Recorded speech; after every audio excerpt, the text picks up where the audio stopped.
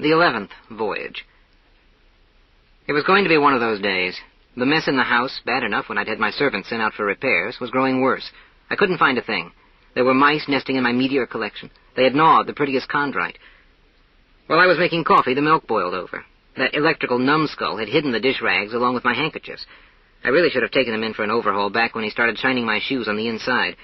I used an old parachute for a dish rag, then went upstairs, dusted off the meteors, and set a mousetrap. I'd collected all the specimens myself. It's not that difficult. All you do is come up on the meteor from behind and drop a net over it. Then I remembered the toast and ran downstairs. Burnt to a crisp, of course. I tossed the toast in the sink. The sink stopped up. I waved my hand in disgust and took a look in the mailbox. It was full of the usual morning fare. 2 invitations to conferences somewhere in the godforsaken backwaters of the Crab Nebula, flyers advertising cream for polishing your rocket, a new issue of The Jet Trackman, nothing of interest. The last item was a dark, thick envelope sealed with 5 seals. I weighed it in my hand, then opened it. The Secret Minister for Matters Concerning Circia has the honor to request the presence of Mr. Ijon Tichy at a meeting to be held on the 16th of this month, 17:30 hours, in the small lecture hall of Lambritanum. Admittance only to those bearing invitations. X-rays required. We urge the matter be kept in strictest confidence. An illegible signature, a seal, and stamped across in red diagonally the words, Cosmic Importance, Classified. Well, now, here was something at last, I thought. Circia. Circia. I knew the name, but couldn't quite place it. I looked it up in the Cosmic Encyclopedia. Ceres, Cerulia. That was all. Curious, I thought. The almanac didn't have it either. Yes, this was interesting indeed. Definitely a secret planet. That's what I like, I murmured and began to dress. It was 10 already, but I had to straighten up after my servant.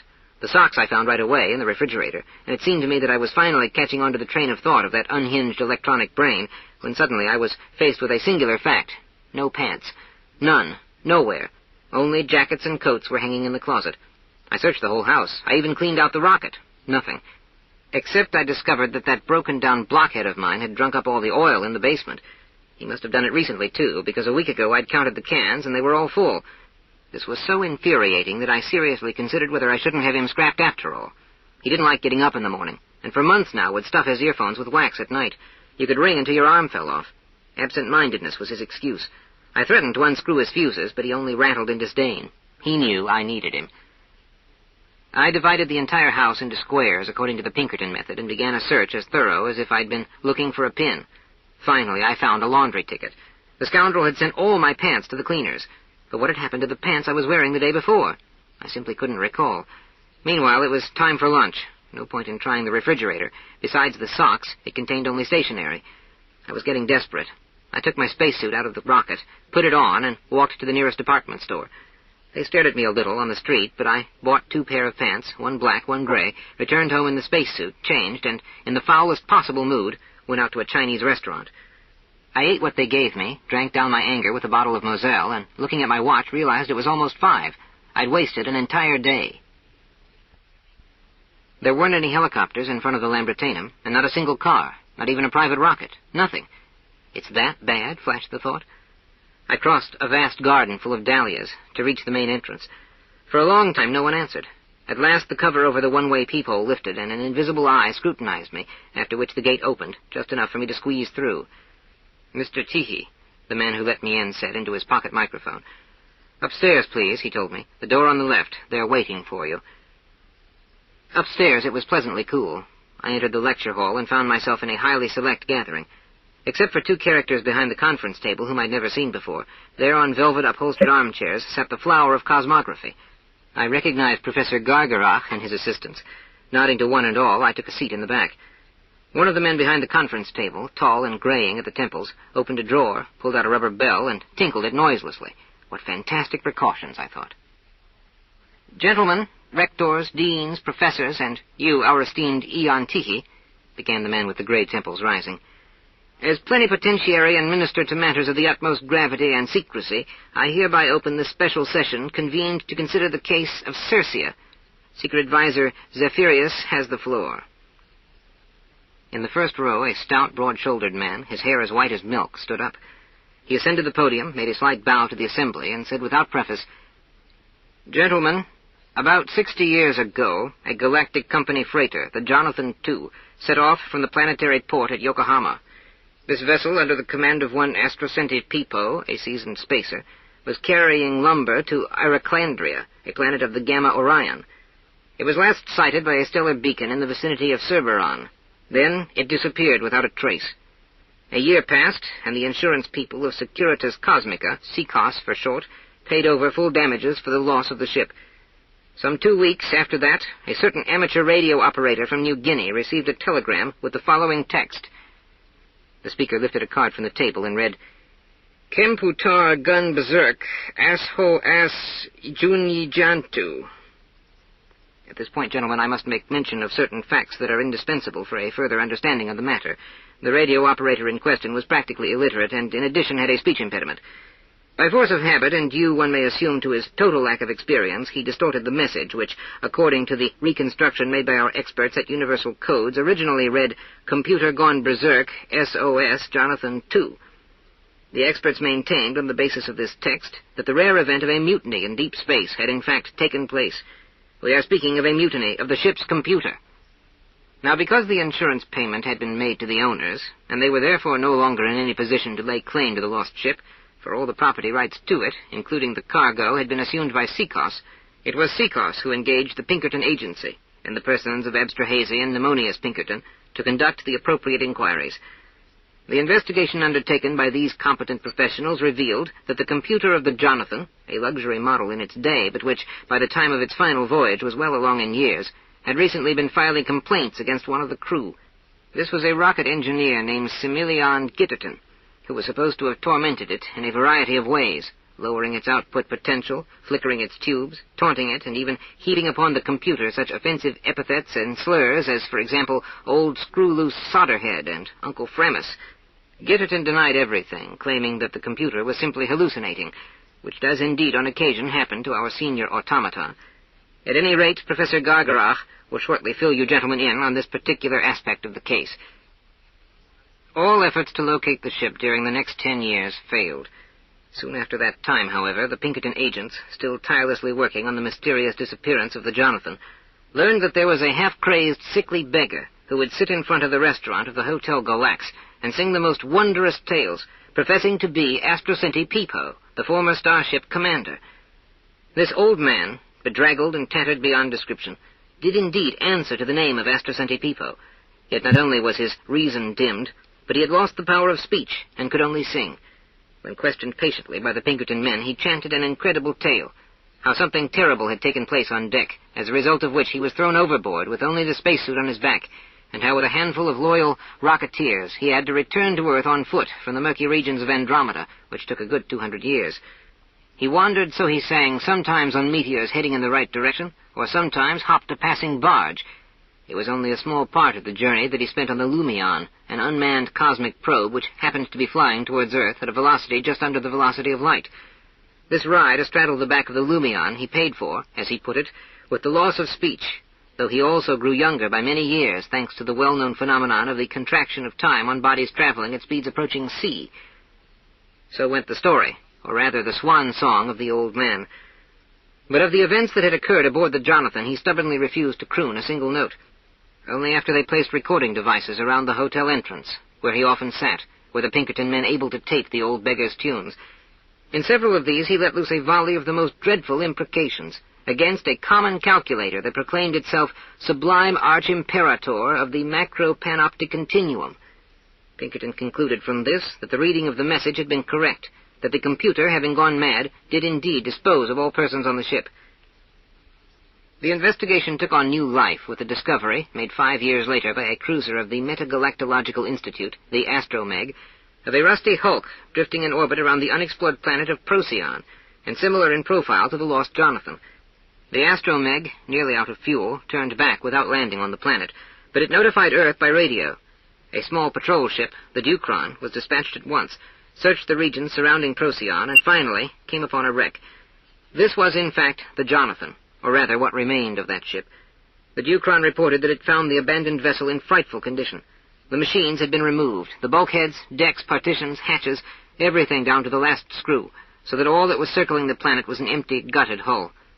Further probes conducted by the crew of the Ducron revealed that the mutinous computer of the Jonathan had decided afterwards to settle on Procyon, and plundered the ship of its contents so as to install itself more comfortably on that planet.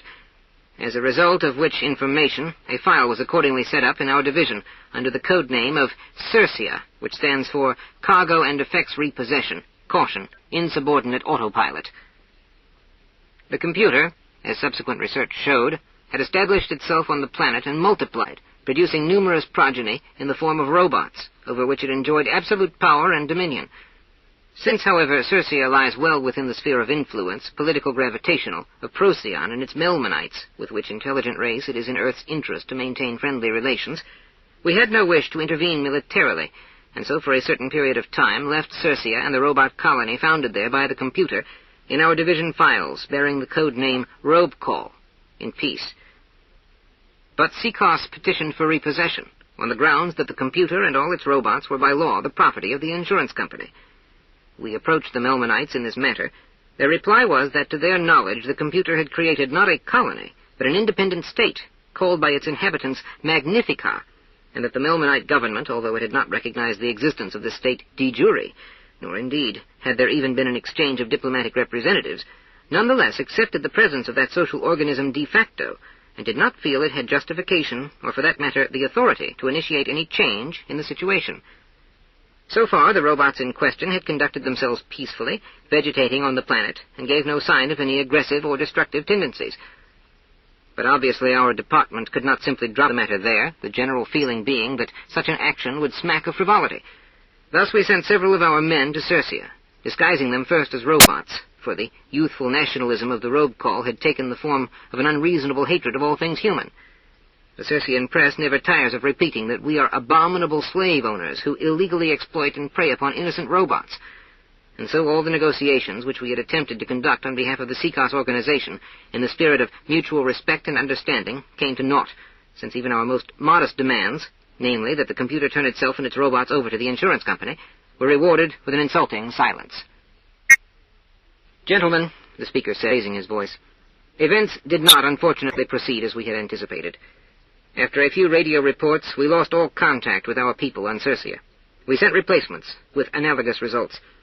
After the first coded communication informing us that they had landed without incident, they gave no further sign of life. Since that time, over a period of 9 years, we have sent a total of 2,786 agents to Circia, and not one has returned, not one has responded. This evidence of the perfection of the robot's counter-espionage is accompanied by other, perhaps even more alarming facts. Note that the Circian press is attacking us more violently than ever in its editorials. The robots' printing houses are turning out, on a mass basis, leaflets and flyers addressed to the robots of Earth, and in which men, portrayed as grasping volt-suckers and villains, are called injurious names. Thus, for example, in the official pronouncements we are referred to as mucilids, and the whole human race as gook.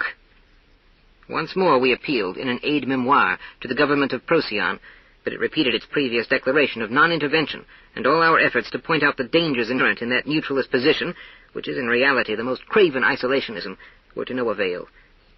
We were given to understand that the robots were our product, ergo we were responsible for all their acts. On the other hand, Procyon was categorically opposed to any sort of punitive expedition, including the forced expropriation of the computer and its subjects. That, gentlemen, is how the situation stands today, and the reason for the calling of this meeting.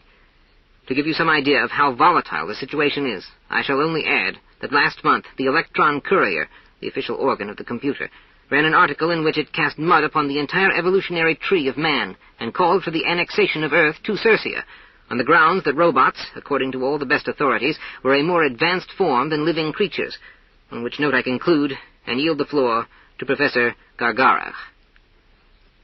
Bent beneath the weight of many years, the famed specialist in mechanical psychiatry ascended, not without difficulty, to the lectern. "Gentlemen," he said in a quavering yet still resonant voice, "for some time now it has been known that electronic brains must be not only constructed, but educated as well. The lot of an electronic brain is hard. Constant, unremitting labor, complex calculations, the abuse and rough humor of attendants. This is what an apparatus, by its nature extremely delicate, must endure. Little wonder, then, that there are breakdowns and short-circuits, which not infrequently represent attempts at suicide. Not long ago I had in my clinic such a case, A split personality. Dichotomia profunda psychogenes electrocutiva alternans. This particular brain addressed love letters to itself, employing such endearing terms as relay baby, spoolie, little-digit drum-dump. Clear proof of how badly the thing needed affection, a kind word, some warm and tender relationship. A series of electroshock treatments and a long rest restored it to health. Or take, for example, tremor electricus frigoris oscillativus. An electronic brain, gentlemen, is not a sewing machine, not something one can use to drive nails into a wall. It is a conscious being, aware of everything that takes place around it. And this is why, in moments of cosmic danger, it may begin to quake, setting the entire ship a-tremble, so that those on board can hardly keep their feet. There are certain insensitive natures who have no sympathy for this. They provoke the brains out of all patience. An electronic brain, gentlemen, wishes us nothing but good. However, the endurance of coils and tubes has its limits, too. It was only as a result of endless persecution from its captain, who turned out to be a notorious drunkard, that the electronic calculator of Grenoble, designed to make in-flight course corrections, announced in a sudden fit of madness that it was the remote-controlled child of the great Andromeda, and therefore hereditary emperor of all Maglandria. Treated at our most exclusive institution, the patient finally quieted down, came to its senses, and is now almost completely normal. There are, of course, more serious cases.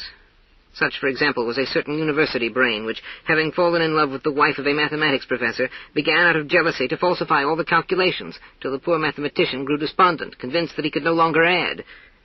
But in that brain's defense, it must be stated that the mathematician's wife had methodically seduced it, asking it to total up the bills for her most intimate undergarments. The case we are considering here brings to mind another, that of the great space brain of the Pancratius. As a result of defective wiring, it became connected with the ship's other brains, and, in an uncontrollable impulse to expand, which we call electrodynamic gigantophilia, pillaged the stockroom of its spare parts, deposited the crew on craggy Miseron, then dived into the ocean of Elantropia, and proclaimed itself patriarch of the lizards there. Before we were able to reach the planet with sedative equipment, the thing blew out its tubes in a fit of rage, for the lizards wouldn't listen. It's true that, in this instance, too, there were extenuating circumstances. We learned later that the second mate of the Pancratius, a known cosmic card sharp, had cleaned out the unfortunate brain to the last rivet, with the aid of a marked deck. But the case of the computer, gentlemen, is exceptional. We have here the clear symptoms of such disorders as gigantomania ferrogenes acuta, as paranoia misanthropica persecutoria, as polyplasia panelectropsychica debilitativa gravissima, not to mention necrophilia, thanatophilia, and necromantia. Gentlemen, I must bring to your attention certain facts which are fundamental for an understanding of the case. The Jonathan, too, had in its hold, besides the lumber destined for the shipbuilders of Procyon, a number of receptacles carrying mercury-based synthetic memory, which was to have been delivered to the Galactic University in Fomalhaut. These contained two kinds of information, one in the field of psychopathology, the other in archaic lexicology. We must assume that the computer, in expanding, consumed the contents of those receptacles, and thereby absorbed into itself a comprehensive knowledge of such matters as the history of Jack the Ripper, the Boston Strangler, the Strangler of Gloomspec, also the biography of Zachar Mazoch, the memoirs of the Marquis de Sade, and the records of the flagellant sect of Pirpanact, and a first edition of Murmeropolis's Impalement Through the Centuries, as well as that famous collector's item from the Abercrombie Library, Stabbing, in manuscript by one Hepsidor, beheaded in the year 1673 in London, and better known under the alias of the Baby Butcher. In addition, an original work of Yannick Pidwa, a concise torturatorium, and, by the same author, Rack, Strap, and Garrote, Prolegomena to the Gentle Art of Execution, plus the only extant copy of the Boil in Oil cookbook written by Father Galvinari of Amagonia on his deathbed.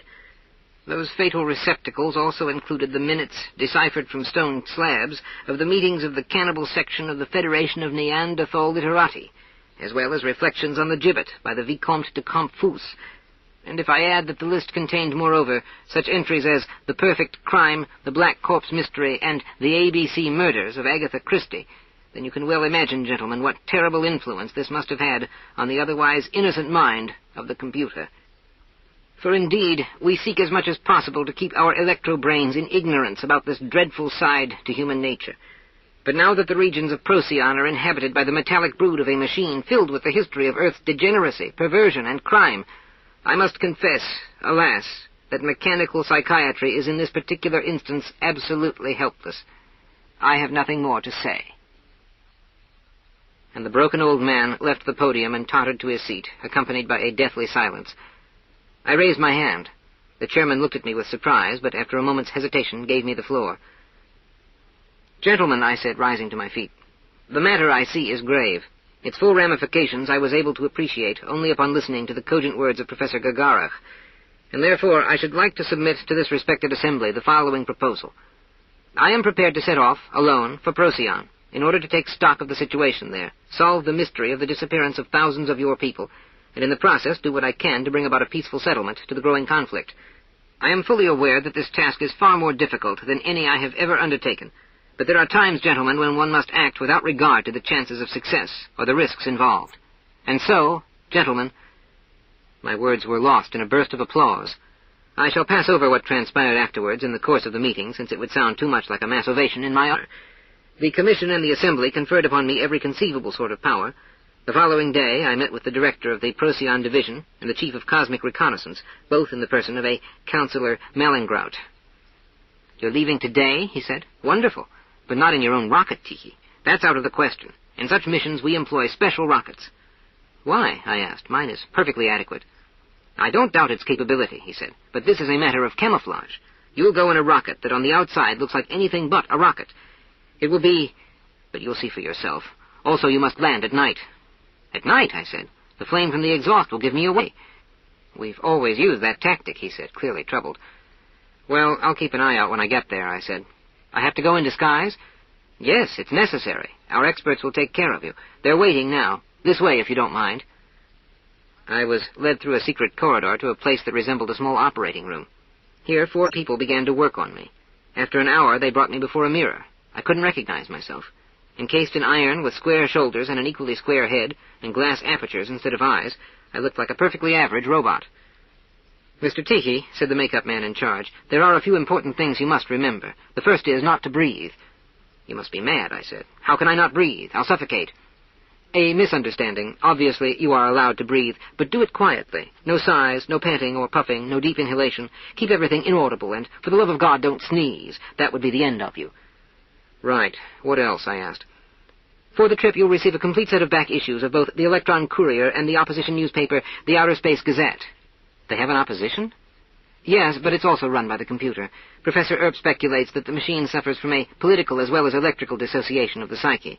But to continue, no eating, no chewing of candy, gum, or anything of the kind. You will take food only at night, through this opening here. Just turn the key. It's a Wertheim lock. And lift the latch, that's right. Try not to lose the key. You'll starve to death if you do." True, robots don't eat. "We have no definite data on their customs, for obvious reasons. Study the classified ads of their newspapers. That is generally quite helpful. And when you talk to anyone, don't stand too close, or they'll be able to see you through the microphone mesh. It's best if you keep your teeth blackened. Here's a box of henna. And don't forget to make a great show of oiling all your hinges every morning. Robots consider that de rigueur. But you needn't overdo it. A little creaking now and then will give a good impression. Well, I guess that's more or less it. Hold on. You don't want to go out on the street like that. Are you crazy? There's a secret passage over here." A touch on the bookshelf, and a section of the wall opened up. I went rattling down a narrow stairway to the backyard, where a freight helicopter stood waiting. They loaded me inside, after which the machine lifted into the air. An hour later, we landed at a secret cosmodrome. There on the platform, beside the ordinary rockets, stood a grain elevator, round as a tower. "Good Lord, don't tell me that's supposed to be my rocket," I said to the secret officer accompanying me. "Yes, everything you'll possibly need. Codes, decoders, radio, newspapers, provisions, assorted odds and ends, is already inside, including a heavy-duty jimmy." "A what?" "A jimmy, for opening safes, to use as a weapon only in the last resort." "Well then, break a leg," said the officer kindly. I couldn't even shake his hand properly, for mine was stuck in an iron glove. I opened the door and entered. Inside, the grain elevator turned out to be a perfectly normal rocket. More than anything, I wanted to wriggle out of the iron rattletrap I wore, but they had cautioned me against that. The experts explained that the sooner I accustomed myself to the burden, the better. I revved up the reactor, blasted off, and got on course, then decided to have lunch, which wasn't easy. Craning my neck until it ached, I still couldn't bring my mouth into position, and finally had to feed myself with the aid of a shoehorn. Afterwards, I sat in a hammock and started in on the robot press. A few headlines immediately caught my eye. "Beatification of Saint Electrix, an end to fiendly mucilid, intrudement alarums et Colosseum, mucilid epilariid.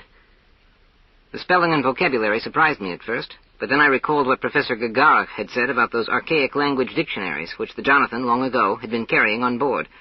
I knew already that the robots called men mucilids. Themselves they styled magnificans. I read through the last paragraph, the one about the mucilid who was pilloried. Tuia halbadera of his sovereign inductivité kochte, when the ure had struck three this ilke morn, un mucilid ispia, who at the hostilleria of herbergior magnifican Remran iloged was, thinking there to hide his wickedness. Being a faithful servant to H.S. Inductivité, magnifican Remran speedily did notify the tone halbardeship. As soon as the foul traitor, his helmet gapen in great shame, eke hooted by the irksome crowd, in donjon ithrona was, in califaustrium. Not bad for a start, I thought, and turned to the column under the heading of Alarums at the Colosseum. Viele betters at the gradienliches tournee left to the field in muche confundrement. Sith Galroy III, passing the grid ball to Tutecour, had a tombrasult anon, whereat a fracture of the knee withdrew him fro the play. The war jurors, saying here premium for lost, bethronged them unto the cassier, stumbled to the tingulum, and sorely braste als the tingulator. The cité halbardeship patroller did 8 tumultinieren in the multiput, all weighed down with stones. One an end to switches sorry perturbations be, the quitty better as meekly ex the administration. With the help of a glossary, I learned that quitty meant calm, from quietas, quietatis, peace, and that axa was ask, while gridiron represented a kind of sporting field on which the magnificans played, in their fashion, football, using for that purpose a sphere of solid lead. I studied the papers assiduously, since before takeoff it had been drummed into me at division headquarters that I must acquaint myself with all the ways and customs of magnifican life. Even now I called them that in my thoughts. To refer to anyone as a robot would be not only an insult, it would unmask me at once. So I read in turn the following articles. 6 principles as touching the parfait estate of a magnifican, the audience of magnifican Meister Gregorian, how goon the repairers at Armourers Guild to year, dainty peregrination of magnifican Gustas by cause of the cooling of her tubes. But the ads were stranger yet. A good many of them I could scarcely understand. Armeladora VI, Hundi Magnifican, famous for wardrobe lavenderinga, valve outremeria, hinge paraficionement, also in extremis, lower rates. Juvenox, salve for the removal of rustas, rustations, rustifications, rusticities, and other plaguey rusticals, now on sale. Oleum purissimum pro capite. Sufferanate squeaky neck, distrublen your thinking. A few were altogether incomprehensible. These, for instance. Art liquorous, play your limbs to order, all the season, for securite un washer dun payen, tarmudrilla the 8th. Luxus cubiculum omnifactorlich complete with amphignius, turrent, applia perculator the 25th. And there were some that made the hair stand on end underneath my iron hood. The Birdle of Gomorium openeth today its yates. Our restauration offereth tasty dish, ne before fitted. Mucilid the baby, vitale, is serve at the board and carry out. I racked my brains over these enigmatic texts, for which, however, I had ample time, inasmuch as the trip was supposed to take about a year. In the Outer Space Gazette they had even more ads. Bone bursterers, flesh piercerers, neck scissorers, claverers, corverers, stout cudgels, tria gremontorius, fidericax 56th. Pyromaniacs, new swabs is steeped in abracabors special petroleum, guaranteed quench approve. For strangulation fancier, we mucilid thing, sweet, kunna speken, in clothy clad, with ik own pair fingernail pliers, little used, cheap. Lady and gentle magnificans, the belly skewerers, thumb skewerers, spine chewers are in, Crackaruan the 11th. Reading these announcements at length, I began to understand, I fancied, the fate which the host of 2nd Division volunteers sent forth to reconnoiter had met with.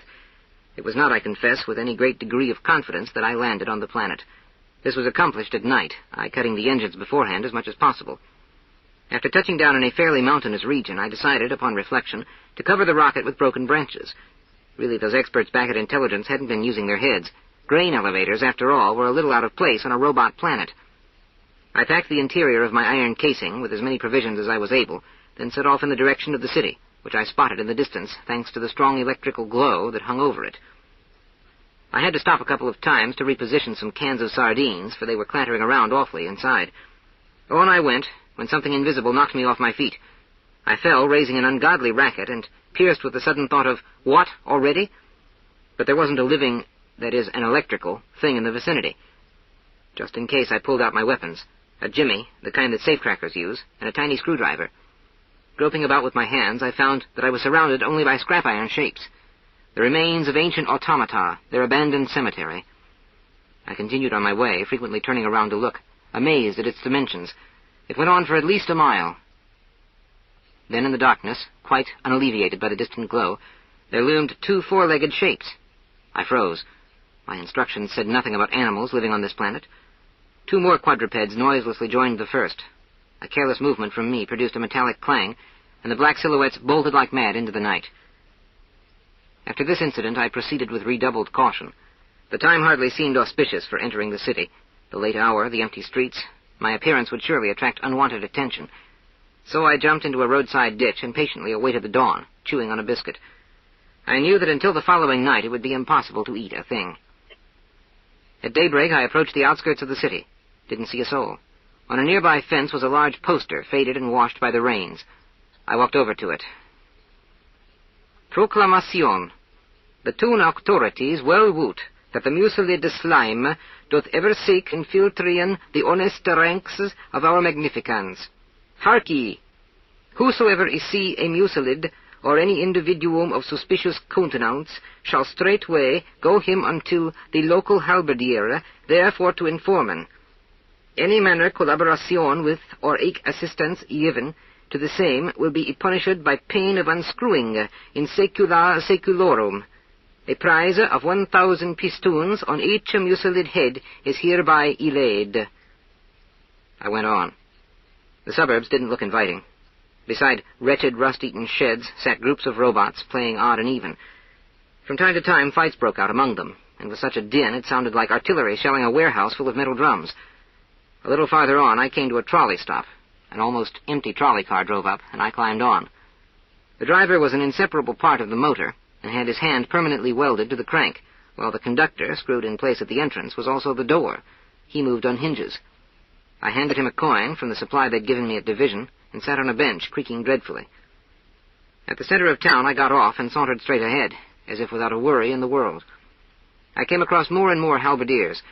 They were walking back and forth in groups of 2 and 3, right down the middle of the street. Noticing a halberd propped against a wall, I carelessly picked it up and marched on, but I was alone, and that might appear strange, so taking advantage of the fact that one of the 3 guards strutting in front of me had stepped off to the side in order to adjust his drooping grill, I filled his place in the formation. The perfect similarity of all robots stood me in good stead. As for my 2 companions, they maintained their silence for a time, then finally one spoke up. Whan wolle we the ease isi, Burbur, for I am weary and fain would sport me some with the electrolasher. What gavest thou, churl? Replied the other. Our station delighteth thee no more. Ho, 'tis dreary now, you wis. In this fashion we covered the entire downtown area. Keeping my eyes open, I noticed along the way 2 restaurants, and in front of each a veritable forest of halberds propped against the wall. However, I asked no questions. By now my feet ached in earnest, and it was stifling inside that iron kettle heated by the sun, and my nose twitching from the acrid dust. Afraid I might sneeze, I tried to slip away unnoticed, but both of them howled. Hurrah, friend! Whither trippest thou there? Wouldst have the bailey back thee blatherless? Be ye mad? Nay, I answered. I only thought to sit me down a spell. City, and has the favour brent thy coil? We are on duty, true a casting as of the foundry. E'en so, I said, assenting, and again we marched before us. No, I thought, this occupation was totally devoid of possibilities. There had to be some other way. We made yet another round of the city, then suddenly an officer stopped us, crying, "Rafandulum! Bondamacronger!" shouted my companions. I made a mental note of that password in reply. The officer looked us over, front and back, and ordered us to hold our halberds higher. "Fie, yos logardly clunks, not halberdiera of his inductivité. Straighten those ranks, shoulders out, hep, hep." The halberdiers submitted to this inspection without comment. Then on we trudged beneath the noonday sun, and I cursed the hour that I had volunteered to set out for this miserable planet. In addition, I was famished. A rumbling stomach could easily betray me, so I tried rattling as loudly as I could. We passed a restaurant. I looked inside. Practically all the tables were occupied. Magnificans, or rather clunks, as I called them in my thoughts, remembering the officer's words, sat there motionless, enameled blue, though now and then one of them would squeak or turn its head to gaze, glass-eyed, out at the street. They ate nothing, drank nothing, but seemed only to be waiting. For what, I couldn't guess. The waiter, recognizable by the white apron it wore over its armor, was standing by the wall. "Perchance we too moot sit in yonder?" I asked, for I could feel every blister on my iron-bound feet. "In sooth, thou art a silly fellow," huffed my companions. "Switch luxury, niece for the lakes of us. Nee stundinger we must remain alway, but fair or not, those there do lay in wait for some museled to entreaken, when he come and, requiring a soup or eke gruel, his fiendly nature thereby reveal." Not understanding any of this, I plodded on obediently. After a while, though, I began to grow desperate. However, we headed at last towards a great building of red brick, on which a wrought-iron inscription was visible. "Ye barracks of the halberdiers of his mighty inductivité, Calculan the First." I broke away from my companions at the very entrance. The halberd I left with the sentinel as it turned its back with a clank and a clang, then ducked into the first side street. Around the corner there stood a sizable building with the signboard, "Under the Axe." I only peered inside, with the innkeeper, a pot-bellied robot with short legs and creaking eagerly, hopped out on the street. "Well met, my liege, well met, humbly at your service. Will ye be a craving of a room, mayhap?" "Yes," I answered laconically. He practically bore me bodily inside. Leading the way up the stairs, my host prattled on in his tinny voice like one possessed. "No end of peregrinators are hinder what he come of late, no end. There is not a magnifican, I trow, who ne desireth him to look upon the coronation of the incandescent filaments of our inductivité with his own two lensen. This way, an it please your lordship. A worthy appartamentum, arter ye prithee. Here is the parlour, there the den, but doubtless your grace must be for weary. The dust it grindeth in thy gears. By your leave I'll fetch some ablutements anon." He went clattering down the stairs, and before I had much chance to look around that rather dismal room, furnished as it was with an iron chest of drawers and an equally iron bed, he returned with an oil can, a rag, and a bottle of silicone. Placing these on the table, he said in a lower, more confidential tone, "When ye have yourselven a mite refreshed, sire, pray betake you down the stairs. For genteel folk like your honour, I always keep a little secretum, something sweet and savoury. Shalt dally well?" And out he went, winking his photocells. Having nothing better to do, I oiled myself, polished my plates with the silicone, and noticed that the innkeeper had left on the table a card which seemed to resemble a restaurant menu. Well aware that robots never eat, I picked it up, surprised, and read, "Birdle second class," across the top. "Muselid infant, decapitatus, 8 pistoons. The same, with goo, 10 pistoons. The same, weeping, 11 pistoons. The same, pitus, 14 pistoons. Livestock, cutlet sodomy, H, 6 pistoons. Miri chop, 8 pistoons.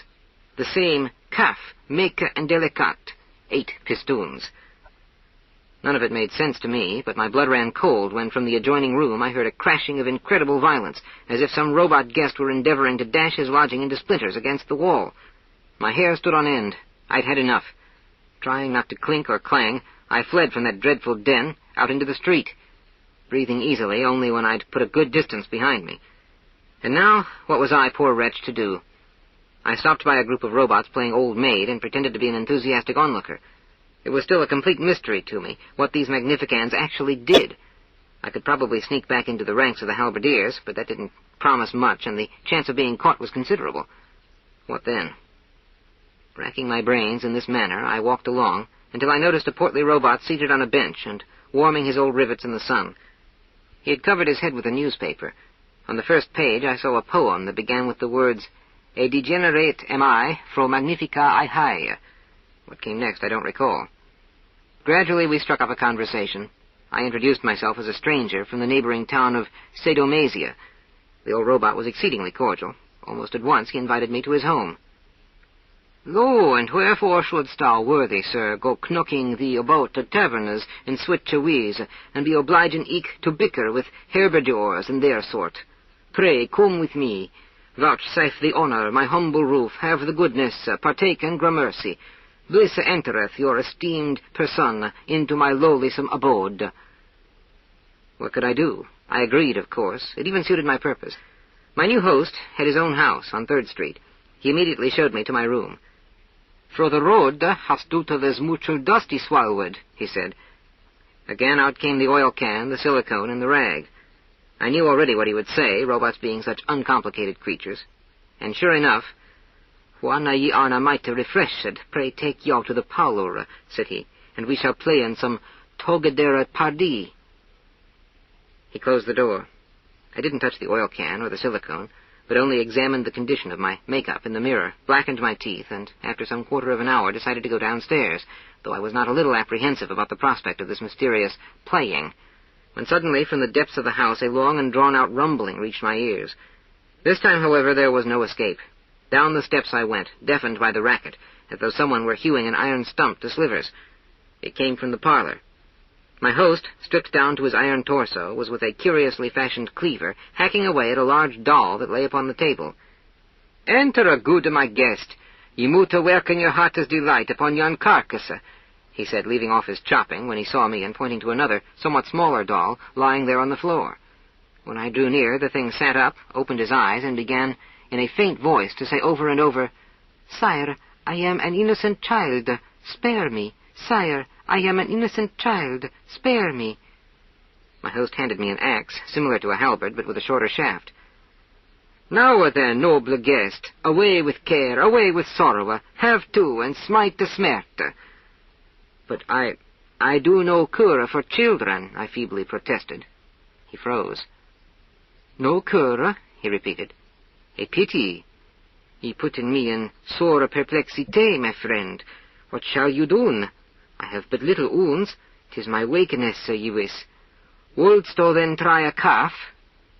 And from out of the cupboard he brought a perfectly serviceable plastic calf, which, when squeezed, produced a timorous bleat. What could I do? Not wishing to unmask myself, I slashed away at the unfortunate puppet, tiring myself out completely in the process. Meanwhile, my host had drawn and quartered both dolls, put aside his instrument, which he called his bone-buster, and asked if I were content. I assured him that I had not known such pleasure for quite some time. And so began my cheerless life on Circia. The next morning, after a breakfast that consisted of hot mineral oil, my host left for work, while his wife sawed at something furiously in the bedroom. A baby calf, I think, but couldn't swear to it. Unable any longer to take the bleating, the screaming, the constant clamor, I went out and walked about the city. The way its inhabitants spent their time was fairly monotonous. Quartering, breaking on the wheel, burning, dissevering. At the center of town was an amusement park with pavilions where one could buy the most ingenious instruments.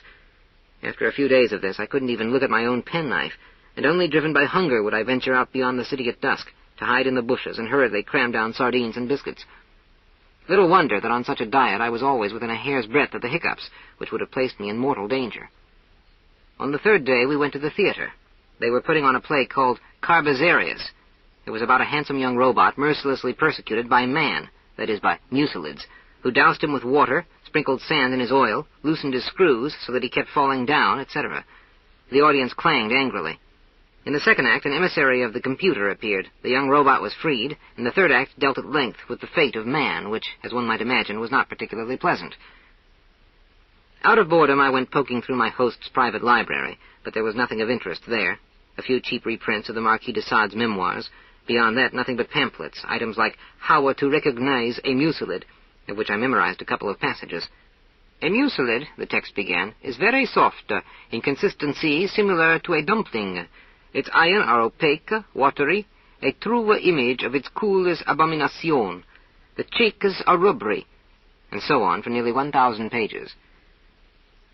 Saturday we were visited by the town notables, the master tinker of a tinsmith guild, a deputy municipal armorer, a senior guildsmesh, 2 protocrats, 1 grand mason. Unfortunately, I was unable to figure out what sort of occupations these were, since the talk mainly was of art, the theatre, and the wonderful all-functionality of his inductivité. The ladies gossiped a little.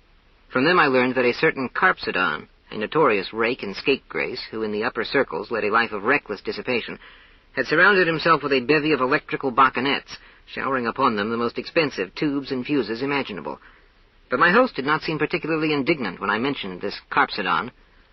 "Young current must have its course," he said good-humouredly. "When he groweth rusty, and his resistors begin to fizzle, he shall clink another tune." One female magnifican, who hardly ever dropped in on us, for some unknown reason took a shine to me, and once, after downing Lord knows how many mugs of mineral oil, whispered, "Thou art cute. Wilt have me? Let us hie into my house, ourselves therefore to uphooken." I pretended that a sudden cathode discharge had made it impossible for me to hear her words. My host and hostess generally got along well together, but once I was an involuntary witness to a quarrel. She shouted something about his going to scrap, to which he, the husband, made no reply. We were also visited from time to time by a much-sought-after master electrician who ran a clinic in the city. It was from him that I learned, for he did, though rarely, speak about his patients, that robots do on occasion go mad, and that the most serious of the persecution manias is the conviction that one is a man. Moreover, as I gathered from his words, though he never actually came out and said it, there had been a significant increase in the number of such cases of late. I did not, however, relay these bits of information to Earth, because, first, they seemed too trivial, and, secondly, I wasn't particularly eager to go marching back over the mountains to where I'd left my rocket, which held the transmitter. One fine morning, just as I was finishing my calf, my host supplied me with one each evening, convinced that nothing in the world could give me greater pleasure. The entire house reverberated to a violent banging at the gate. My fears, it turned out, were only too well justified. It was the police, that is, the halberdiers. They placed me under arrest, and, without a single word, led me out to the street before the eyes of my petrified host and hostess. I was shackled, put into a van, and driven off to prison, where a hostile crowd already stood at the entrance, hissing and booing. They locked me in a separate cell. When the door was slammed shut behind me, I sat on my metal mattress with a loud sigh. A sigh couldn't hurt me now. For a while I tried to figure out just how many prisons it had been now, in which I'd sat in various regions of the galaxy, but I kept losing count. Something was lying at the foot of the mattress. A pamphlet on the detection of mucilids. Had it been put there maliciously to mock me? I opened it without thinking. First I read about how the upper portion of the mucilid trunk moves in conjunction with the so-called phenomenon of breathing, and how one can determine whether the hand, extended in greeting, is doughy, and if, from the facial opening, there isn't a slight breeze. When agitated, the passage concluded, the mucilid secretes a watery fluid, mainly through the forehead. It was accurate enough. I was indeed secreting that watery fluid. On the face of it, cosmic exploration does seem a bit repetitious, namely, those above-mentioned and perpetually recurring, as if they represented an unavoidable aspect of the enterprise, sojourns in jail, whether interstellar, planetary, or even nebular. But my situation had never been so dismal as now. Around noon, a guard brought me a bowl of warmed-over mineral oil, in which there floated a few ball bearings. I asked for something more nourishing, inasmuch as I had already been unmasked, but he only clinked ironically and left without a word. I began to pound the door, demanding a lawyer. No one answered. Towards evening, when I had eaten the last crumb of a biscuit I'd discovered inside my armor, a key scraped in the lock, and into a cell walked a squat automaton with a thick leather briefcase. "Cursed be ye, mucilid," he said, then added, "I am your defendor." "Do you always greet your clients in this manner?" I asked, taking a seat. He also sat, clattering. He was hideous. The plates across his abdomen had worked completely loose. "Mucilids, aye," he said with conviction. "'Tis only out of a loyalty to my profession, not to you, ye shameless fiend, that I exercise my skills in your defence, creature. Peradventure the punishment that awaiteth thee can be lightened to but a single dismantling."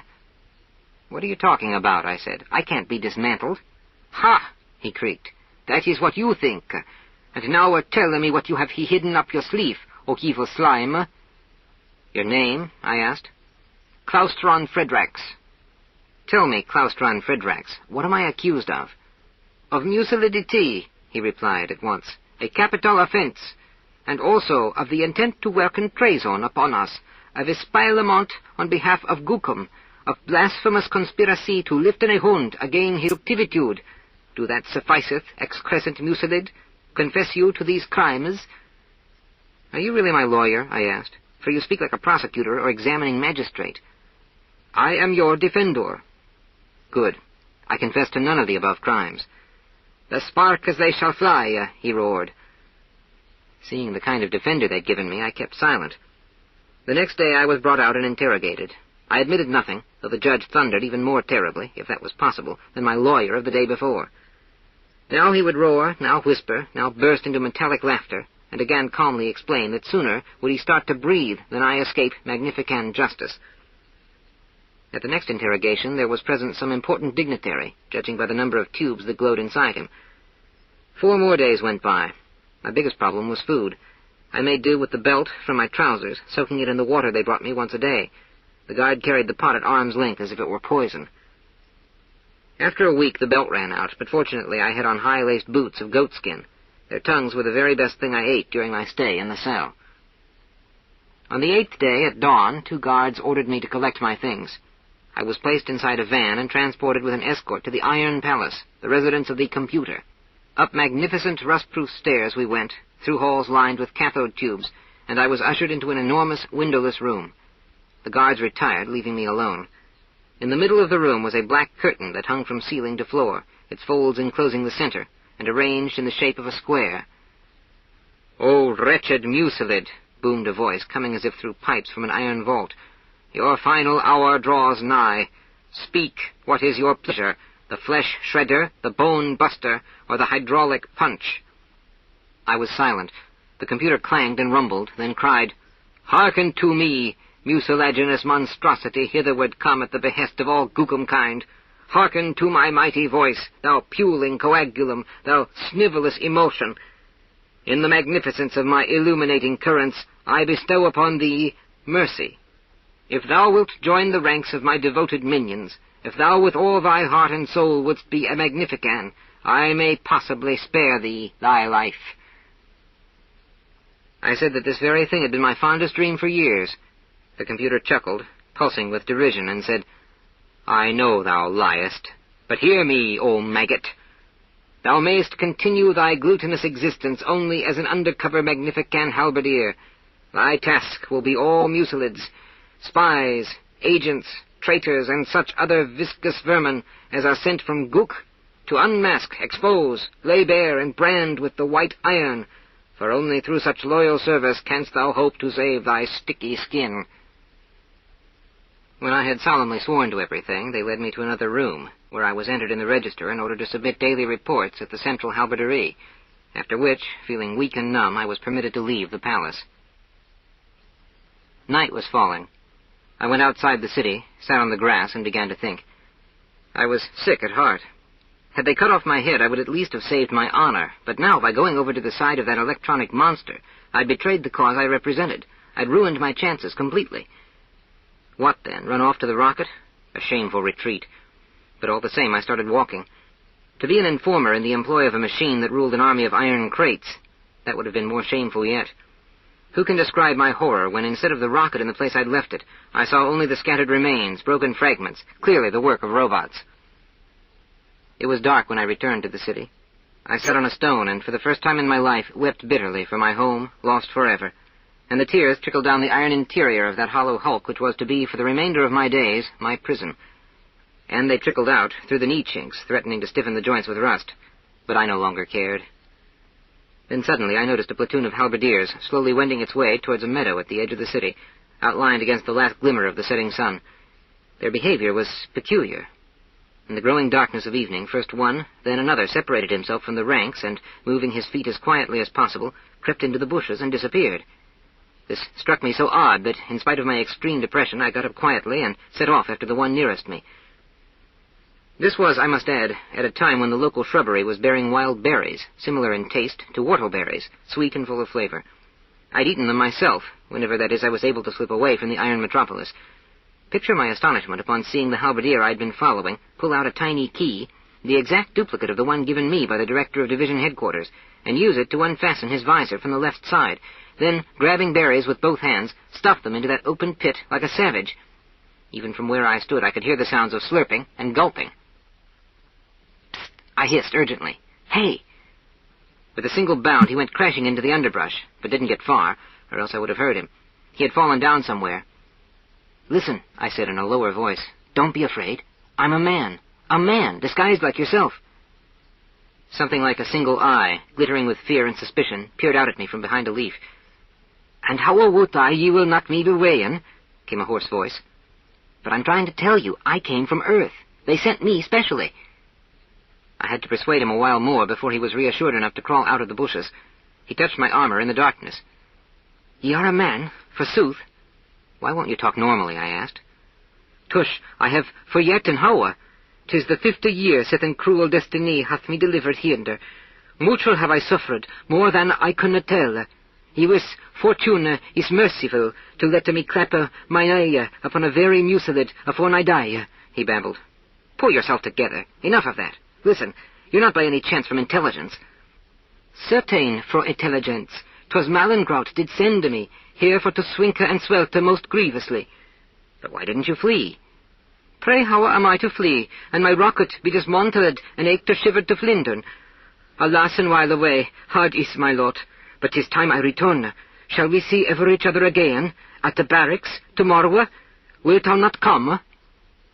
I agreed to meet him then, without even knowing what he looked like, and we said goodbye.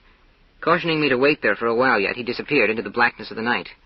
It was with a light heart that I re-entered the city, for now I saw the chance of organizing a conspiracy. In order to conserve my strength, I stopped at the first inn that presented itself along the way and went to bed.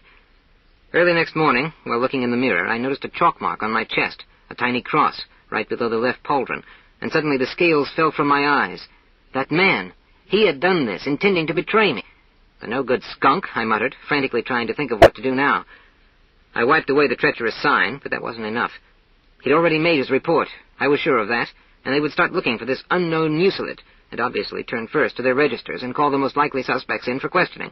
I was there, of course, on that list. The thought of being questioned made me shudder. I realized that somehow I had to divert suspicion from myself, and immediately hit upon a plan. All that day I stayed at the inn, abusing a calf in order to remain inconspicuous.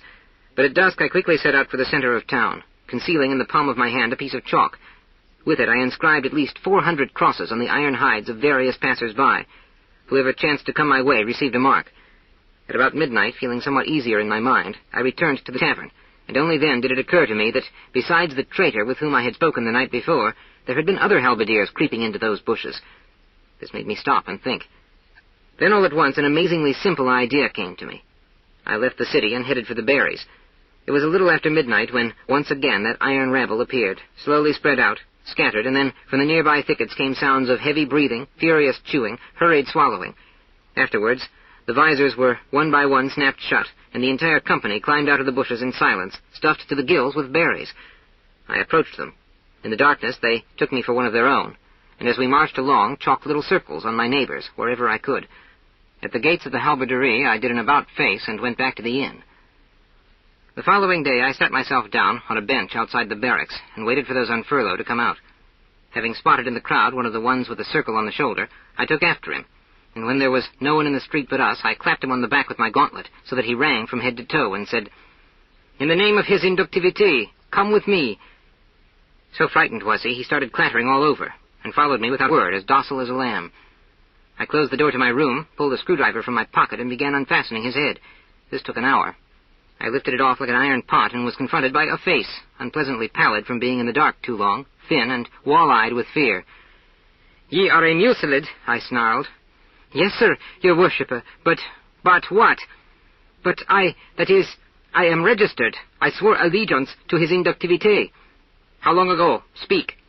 Three year ago, sire. But wherefore dost thou—" "Hold," I said. "And do you know of any other mucilids?" "On earth?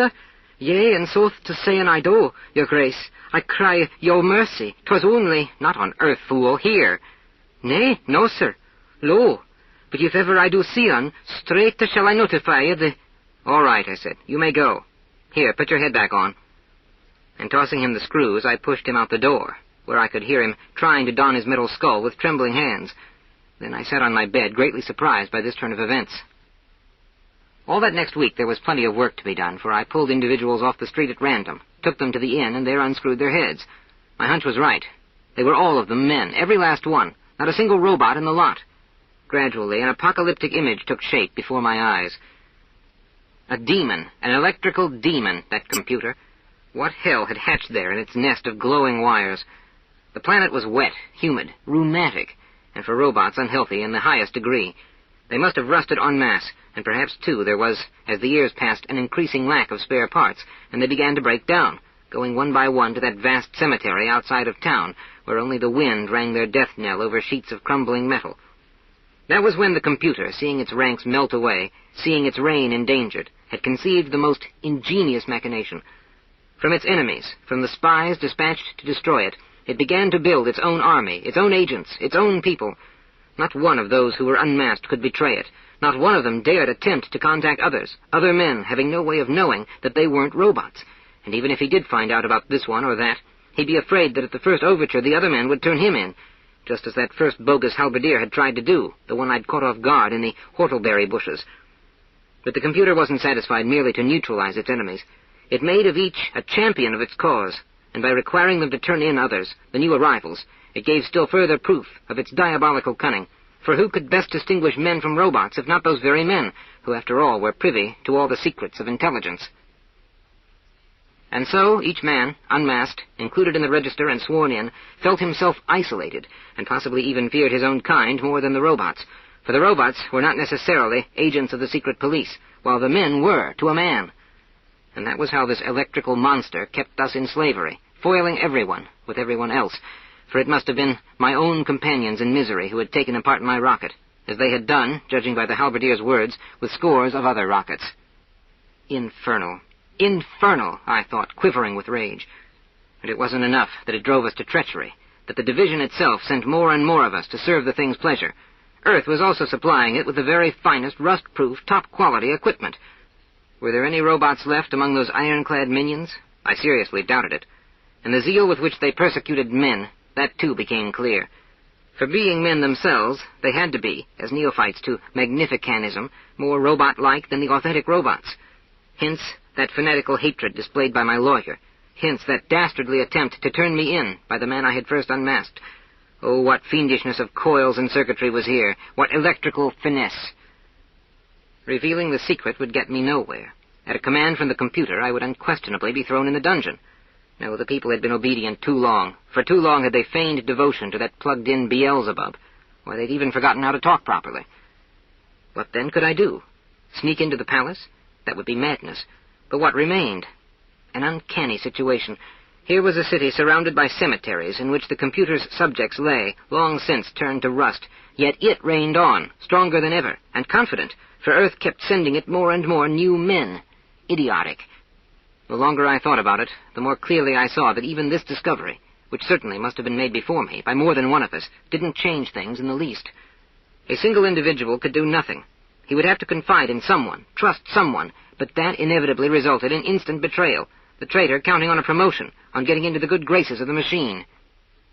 By St. Electrics, I thought, it is a very genius. And thinking this, noticed that I too was already affecting a slightly archaic mode of speech, that I too had caught that contagion by which the sight of iron hoods comes to seem natural, and a human face, something naked, ugly, indecent, mucilidinous. Good Lord, I'm going insane, I thought. And the others, they must have turned lunatic years ago. Help! After a night spent in gloomy meditation, I betook myself to a store downtown, paid 30 pistoons for the sharpest cleaver I could find, waited for the darkness to fall, then stole inside the great garden that surrounded the palace of the computer. There, hidden in the shrubs, I freed myself of my iron armor with the aid of a pair of pliers and a screwdriver, and on tiptoe, barefoot, without a sound, I shinnied up the rain spout to the second floor. The window was open. Along the corridor, clanking hollowly, a guard was walking back and forth. When he turned his back at the opposite end of the hall, I jumped inside, quickly ran to the closest door, and entered quietly, unnoticed. This happened to be that same large room in which I'd heard the voice of the computer. It was dark. I pulled aside the black curtain and saw the tremendous roof-high wall of the computer, with dials shining like eyes. At the edge, a white chink was visible. Apparently a door left ajar. I approached it on tiptoe and held my breath. The interior of the computer looked like a small room in a second-class hotel. In the back stood a half-open safe, not very large, a cluster of keys hanging from its lock. At a desk piled high with papers sat an elderly, dried-up gentleman in a gray suit with baggy sleevelets, the kind worn by office clerks. He was writing, filling out page after page of forms. There was a cup of coffee steaming at his elbow. A few crackers lay in the saucer. I tiptoed in, closed the door behind me. The hinges didn't squeak. "Ahem," I said, lifting the cleaver with both hands. The gentleman started and looked up at me. The gleam of the cleaver in my hands produced in him the utmost consternation. His face twisted. He fell to his knees. "No," he groaned. "No!" "Raise your voice once more and you perish," I said. "Who are you?" "Heptagonius Argison, my lord." "I'm not your lord. You'll address me as Mr. Tichy, understand?" "Yes, sir. Yes. "Where is the computer?" Mr. There isn't any computer, is there?" No, sir. I was only following orders." "Of course. And from whom, if one might ask?" He trembled like a leaf. He lifted his hands in entreaty. "There'll be such trouble," he groaned. "Please, don't make me tell. Forgive me, Mr. Tichy. I'm only a secretary, grade 6, on the payroll." "Come now, and the computer, and the robots?" "Mr. Tichy, have mercy. I'll tell you the whole truth. Our chief, he organized it. Funds were allocated to expand operations, to increase efficiency. Research and development, determining the fitness of our people. But the main thing was the allocations." "You mean this was faked? All of it?" "I don't know. I swear I don't. From the time I got here, nothing's changed. You mustn't think I'm in charge here. God forbid. My job is to maintain these personal files.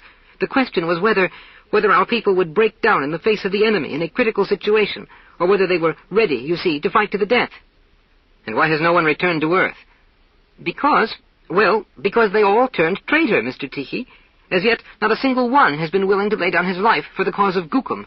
Pooh, for our cause, I meant to say. It's out of habit that I use that word. Please try to understand. 11 years sitting here, and in just one more I'm up for retirement, a pension. I have a wife and child, Mr. Tichy, so for the love of— "Silence," I said angrily. "You want a pension, dog? I'll give you a pension." I raised the cleaver. The clerk's eyes bulged. He began to grovel at my feet. I ordered him to stand. Making certain that the safe had a small, grated opening for ventilation, I locked him up inside. "And not a peep out of you. And if there's any knocking or thumping, villain, it'll be the flesh shredder." The rest was simple. That night was not among the most pleasant I had ever spent, for there were papers to look through, reports, statements, affidavits, records, dossiers. Each inhabitant of the planet had his own portfolio. Using all the most confidential documents, I made myself a bed on the desk, there being no place to sleep. In the morning I switched on the microphone and, as the computer, gave the order for the entire populace to assemble in front of the palace. Everyone was to bring with him a pair of pliers and a screwdriver. When they had all lined up like giant chessmen made of iron, I ordered them to unscrew each other's heads, on behalf of the capacitance of St. Electrics. At 11 o'clock the first human heads began to show, and there was tumult and confusion, cries of "Treason! Treason!" which a few minutes later, when the last iron bowl had clattered to the pavement, merged into a single roar of joy. I then appeared in my own identity and suggested that under my direction they all get down to work, for I wished to put together, out of the raw materials and supplies at hand, a great ship. It turned out, however, that in the palace cellars there were already a number of cosmic ships, and with full tanks, ready to go. Before takeoff, I let Argison out of the safe, but didn't take him on board, nor would I permit anyone else to. I told him that I intended to inform his chief of everything, and also to let the latter know, in no less detail, exactly what I thought of him. Thus concluded one of the most unusual of my adventures and voyages, notwithstanding all the hardship and pain it had occasioned me.